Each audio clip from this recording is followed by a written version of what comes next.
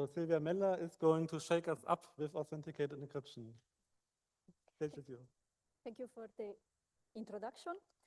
This is a joint work with Johan Damen, Seth Hoffert, Gilles Van Asch, who is also here this week, and Ronnie Vanker. So let me start by explaining the title of this talk. So what do we want to do? We want to do authenticated encryption, and I think this was the clear part of the title. Let me spend a few words on authenticated encryption. So this is a cryptographic mechanism that allows parties to provide confidentiality and integrity of their communication. And it consists of two functions. So we have the wrap function that takes as input a secret key, a nonce, associated data in plain text, and returns an encryption of the plain text, and an authentication tag that is computed on the associated data and the plain text. And then we have the unwrap functionality that takes the secret key, the associated data and nonce, ciphertext and tag, and it returns the plain text if the associated tag, the authentication tag is valid. Otherwise, it returns an error. So ideally, the ciphertext looks random for each input, and an unwrap call fails when the ciphertext and authentication tag pair is invalid. There are different famous examples of authenticated encryption schemes like AES-GCM, AES-CCM, the lightweight authenticated encryption scheme ASCON, and CHA-20 Poly1305, and many others. So we want to do authenticated encryption, and we do it based on shake and turbo shake. And this is the shaking up part of the title. So shake is an extendable output function. It's similar to an hash function, but where the output has arbitrary length. It was standardized by NIST in the context of the SHA-3 standardization process. And it's a sponge function. So it's based on Ketchak. It's a sponge that uses the Ketchak-P permutation with 24 rounds. So after many years of public cryptanalysis, it became quite clear that actually 12 rounds of Ketchak-P give a comfortable safety margin. And this is why TurboShake was introduced. So TurboShake is the counterpart of Shake with 12 rounds of Ketchak permutation. And all the cryptanalysis that has been applied to 24 rounds also applies to the 12 rounds version, because actually all the cryptanalysis was conducted on reduced round versions.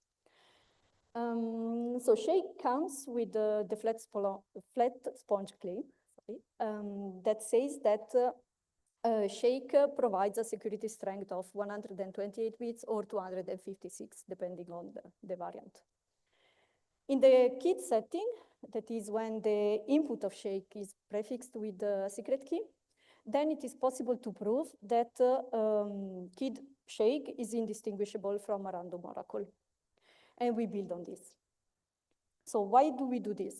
There are different reasons. So we think that the scheme that we build has different advantages compared to existing solutions. But also relying on Ketchak allows us to have so different functionalities based on the same cryptographic permutation that is advantageous when we implement it, but also because its security can be reduced to the security of Shake.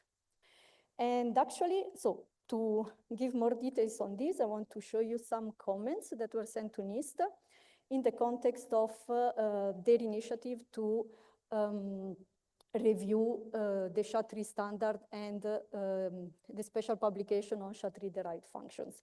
In fact, while we were working on this, NIST announced this initiative, and they also announced that they were considering whether to approve SHA-3 derived functions for authenticated encryption with associated data.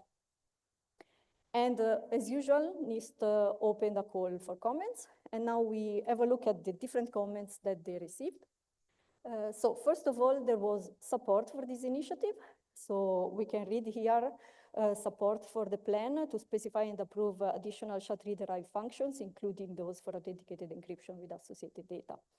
And also, we support NIST plan to specify SHA-3-derived function for authenticated encryption with associated data. And also, I think we should standardize more flexible uses of shake to, for instance, encrypt and authenticate. So happy to read that also other people think this can be interesting. But the comments sent to NIST also highlighted some of the limitations of current solutions. So for instance, methods such as AES GCM are challenging and error-prone to deploy, primarily because of strict limits of encryption when using random nonces. And also, they highlighted the limited nonce length and the absence of nonce resistance for both GCM and CCM. And also comments about the fact that indeed, Keccak has enough capacity to accommodate longer nonces. But also some comments about the limit of AES modes due to the border mount. Also here we should investigate beyond border mode usages. And then other security requirements like, security properties that people would like to have, like committing security that is not guaranteed by GCM and CCM, and also resistance to the release of unverified plaintext. And there were also some indeed desired properties that cryptographers would like to see, like the support for sessions. Here again, allow sessions. And there were also comments indeed about the number of rounds of Keccak that I already said. So we have now confidence that like halving the number of rounds to 12 will still offer a reasonable security margin. And still, we suggest NIST uses the 12-round permutation. And still, there is broad agreement that the number of rounds is too high by at least a factor of 2. And there were, in the end, also some comments about the fact that Keccak in hardware is more efficient than AES. So with increased architectural support, we can expect authenticated encryption based on Keccak to be more efficient than AES. And also, finally, this last comment I put, thanks to its degree 2 nonlinear layer, Keccak is also easier to protect against side channel attacks. Okay, so if we want to recap these desired properties, we have long nonce and nonce resistance, beyond 2 to the 64 border bound, committing security, security against release of unverified plaintext, support for sessions, and something faster than shake. Okay, how do we do this? So we build our schemes by different layers. At the bottom layer, we have the sponge function that we instantiate with the shake and turbo shake. On top of this, we define the overwrite duplex interface. This is like the duplex, but in this case, the input block, instead of being XORed to the outer part of the state, overwrites it. And this has some implementation advantages. And then we can build our authenticated encryption schemes, and we do it by using 2 different approaches. The first approach is duplex-based, so we define a mode that we call ODIV wrap, and when we instantiate it with shake and turbo shake, this gives rise to these 4 possible variants. And the other approach is based on DEC functions. So first we define a DEC function on top of the override duplex. And a DEC function is a doubly extendable cryptographic KID function. That means it's a KID function where both the input and output can be arbitrarily long. And then we can build authenticated encryption schemes by using any DEC-based mode. In this presentation, we focus on DEC-BO, but there are other options. And again, we have then 4 possible schemes. So we look now at the duplex-based version. So this is what we call the shake wrap or turbo shake wrap. It's nonce-based authenticated encryption with sessions. I spent a couple of words on sessions and what we mean with this. So we should consider that in modern application, we want to go beyond authenticated and encrypting individual messages. So we may want to authenticate long streams of messages or bidirectional communications. So in this case, we want to authenticate sequences of messages. And so we do this through incremental tags, intermediate tags. That means that the authentication tag of a message actually authenticates all the previous messages that have been sent in the same session. So this is what we do when we merge the different layers that I show in the previous slide. This is the result. So this is one wrap call of shake wrap. So we have, we have different objects here. So of course, the secret key that goes into the outer part of the state. Then F is the catch-up P permutation with 24 or 12 rounds. Then A1, A2, and so on are the blocks of associated data, while P1, P2, and C1, C2, and so on are blocks of plaintext and ciphertext, respectively. Then here we have these numbers. These are what we call trailer bytes. They are bytes that accumulate the domain separation bits coming from the different layers, and they allow to merge these layers together and get this nice duplex-based figure. Okay. So this is a duplex-based mode similar to sponge wrap. And indeed, you can notice that in this figure, we don't have explicitly a nonce, as we are used to see. What we do instead is that we require the first associated data of a session to be a nonce. Then we can prove that this scheme is secure by formally proving that its security follows from the PRF security of KID shake. And thanks to the collision resistance of shake, we can also prove that the scheme offers committing security. In fact, this authentication tag here is simply the hash of all the input blocks. Okay, then the second approach is based on DEC functions. This is how the scheme looks like, again, when we merge the different layers. This is a session supporting version of the SIV mode. And this is based on DECBO, which is a mode that was presented by Bakuyeti et al. At AsiaCrypt 2022. In this case, we don't have nonce requirements. And similarly to shake wrap, we can prove that this scheme is secure following the PRF security of shake, and it also offers committing security. Okay, so this table recaps the features of our schemes. So we have the security strength that follows from the PRF security of KID shake.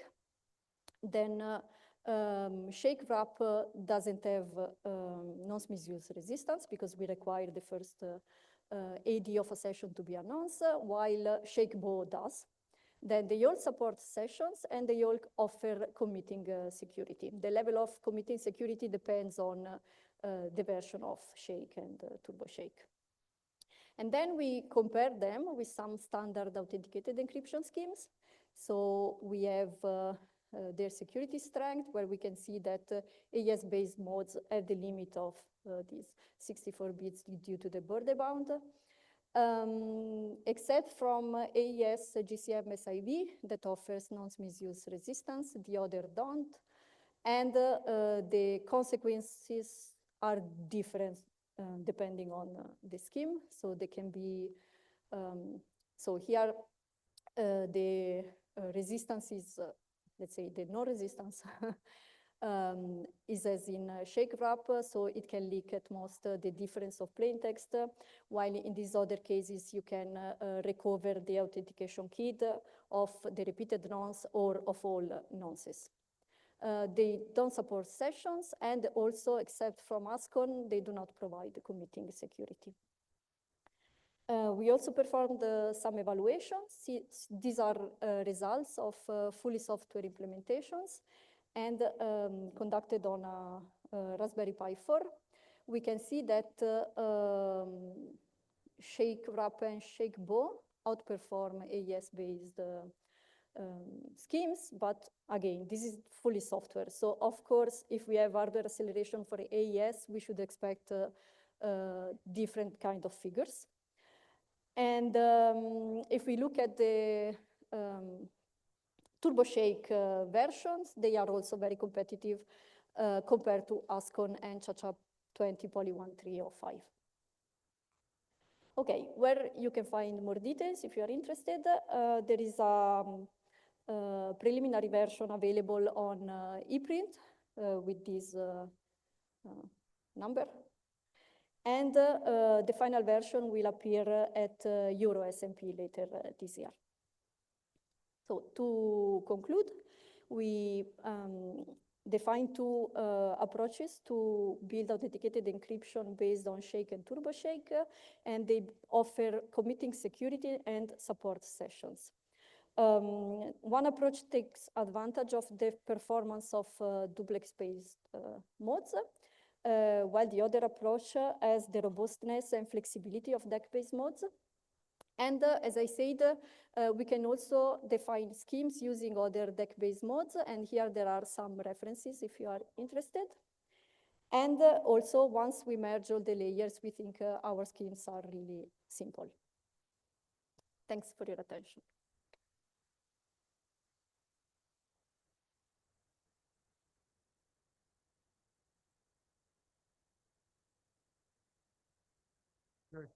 Okay, sorry.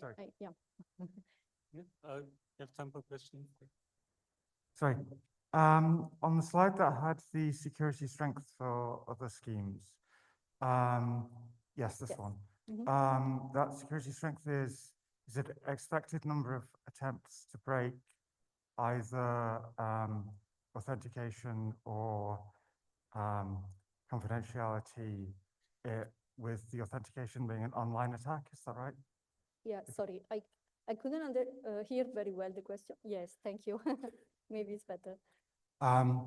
So the security strength column, is that the minimum number of bits for either an online attack against authentication or a confidentiality attack? Is that right? It's for authentication. Right, I see. So it's 2 to the 106, for example, for ChaCha20 Poly 1305, it's 2 to the 106 attempts to forge a MAC. Okay. Sorry, can you repeat? It's 2 to the 106 attempts to forge a MAC, because that's an online attack rather than. Yes, it's 106 bits of, yes. Thank you. Security. Did I read the BO slide correctly that there was no randomization? That is, sorry. Did I read the BO mode slide correctly that there was no randomization within the encryption? You hashed the authentication and then you got the tag. So there's no randomization here. So it seems deterministic. What am I missing? Yes, that indeed. Okay. We require the AD of the first session to be announced. In the wrap one, you said that the AED has to be randomized. Is that the same true in this one? Yeah. So yes, we still have announced. The fact is that if it repeats, what we leak is just a quality indeed of plain text. Hi, thanks for the nice talk. Can you make it quick? Yeah. Okay. Yeah, you're using the duplex in both, right? Sorry? Both BO and the other one, they're using the duplex? Yes, because at the bottom we always have duplex. It's not really the duplex, but overwrite. So does that keep the API the same, or you mean to change the API of Shake? You can't use Shake as a black box, can you? Yes, we can prove that the overwrite duplex is equivalent to Shake. But because you can use Shake as a black box without changing the API. What do you mean with black box? So the same interface that Shake, if someone implemented Shake already, you can use that implementation and plug it into your scheme. Yes, maybe it wouldn't be as efficient as implementing, because yeah, with Shake you have a sponge, so you don't have this alternation of input and output blocks. So it's more efficient if you implement it as a duplex directly. But so we use the sponge more as for the security proof. So we can prove that this is equivalent to the sponge, and the sponge has a strong security now claim. And so yeah, unfortunately we're out of time, but I guess you can find the speaker later at the reception. Let's thank the speaker again. thank you.